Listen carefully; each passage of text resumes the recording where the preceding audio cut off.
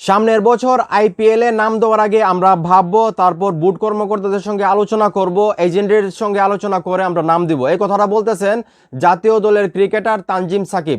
তানজিম সাকিবের সঙ্গে আমি একমত হইতে পারলাম না। উনি যে এই কথাটা বলছে সেটা ভুল বলছে। এই বছর মুস্তাফিজুর রহমানের সঙ্গে যা হয়েছে, ওনাকে আইপিএল থেকে বের করে দেওয়া হয়েছে, বাংলাদেশকে অসম্মান করা হয়েছে।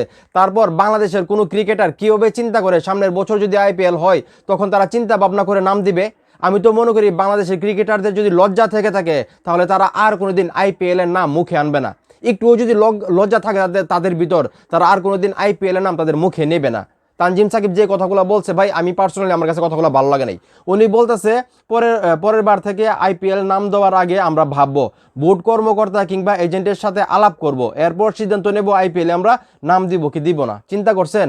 মানে সামনের বছর যখন আইপিএল শুরু হবে তখন উনি নিজে আগে চিন্তা করবেন, তারপর বোর্ড কর্মকর্তার সঙ্গে আলোচনা করবেন, তারপরে এজেন্টের সঙ্গে কথা বললা তারপরে তারা চিন্তা করবেন যে নাম দিবেন কি দিবেন না। তো চিন্তা করে দেখছেন এই বছর এত কিছু হইতেছে, যেখানে টি-20 বিশ্বকাপ পর্যন্ত বাংলাদেশ খেলতে যাবে না ভারতে, শুধুমাত্র মুস্তাফিজকে অসম্মান করার কারণে। সেখানে উনি ভাবতেছে সামনের বছর উনি আইপিএল এ নাম দেবে না দেবে সেটা চিন্তা করতেছে।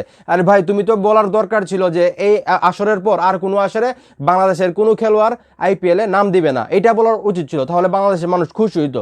ভাই আমি এটা আমার কাছে ভালো লাগছে না। ভাই আপনাদের কাছে ভালো লাগছে কিনা সেটা আমি জানি না, তবে এই কথাটা আমার কাছে ভালো লাগছে না। উনি যদি বলতো যে আজকের পর থেকে আমি আইপিএল খেলবো না, আইপিএলকে বয়কট করলাম, আইপিএল যদি আমাকে 100 কোটি টাকা দিয়ে ডাকে তারপর আমি যাবো না, এই কথাটা যদি উনি বলতো তাহলে আমি খুশি হইতাম। ভাই উনি যেটা বলছে যে উনি চিন্তা করবে সামনের বছর, ওই বুট কর্মকর্তাদের সঙ্গে কথা বলবে, এজেন্টের সঙ্গে কথা বলবে, আরও কি করবে না করবে, এ করবে তে করবে, এগুলো ভাই আমার কাছে ভালো লাগছে না। তো যাই হোক, এখন এই মুহূর্তে যারা আমার এই ভিডিও দেখতেছেন আপনারা কি ওনার সঙ্গে একমত? আপনারা কি চান সামনের বছর আইপিএলে বাংলাদেশের কোনো খেলোয়াড় এই চিন্তাটা রাখুক যে আমরা নাম দেবো আইপিএলে? আপনারা কি চান সেটা অবশ্যই কমেন্ট করে জানাবেন। ভিডিওটা ভালো লাগলে অবশ্যই শেয়ার করবেন।